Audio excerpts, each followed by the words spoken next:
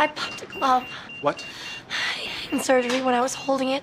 I popped a glove with my fingernail. I think I may have nicked her heart.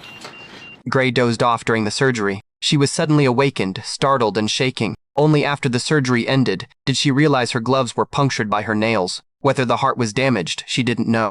But shortly after the surgery, the patient, who should have been stable, suddenly experienced chest bleeding. Yet all monitoring indicators were normal. Just as Burke was at a loss, Gray confessed everything, and the family members were also listening. In the operating room, Burke reprimanded Gray for concealing it in multiple surgeries, only revealing the truth when it was irreversible. Faced with the accusations, Gray was speechless. Then, Burke discovered a rupture in the ventricular wall, but the crack was much larger than a fingernail. It was clearly a natural rupture, unrelated to Gray. However, the family still wanted to sue Gray. The hospital director also asked Gray to have a talk. In the interrogation room, despite Gray sincerely admitting her mistake, and Burke also proving her innocence, the lawyer still insisted on holding Gray accountable. Burke stated that he had persuaded the family that if the patient's condition remained stable, they would drop the complaint. However, the lawyer, citing the loss of the hospital's reputation, requested the hospital to dismiss Gray and to protect Gray. Burke revealed a secret he had buried in his heart. 5 years ago, he was a clinical researcher who mistakenly sewed a towel into a patient's chest, but fearing accountability, he kept it buried. Until 5 years later, that patient was rushed to the hospital and a doctor removed a towel from his chest. He admired Gray's courage to step forward and admit her mistake.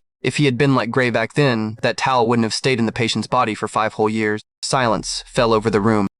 Even great doctors make mistakes, and when we do, we've got to have a chance to be able to speak up without fear of retribution, or everyone suffers.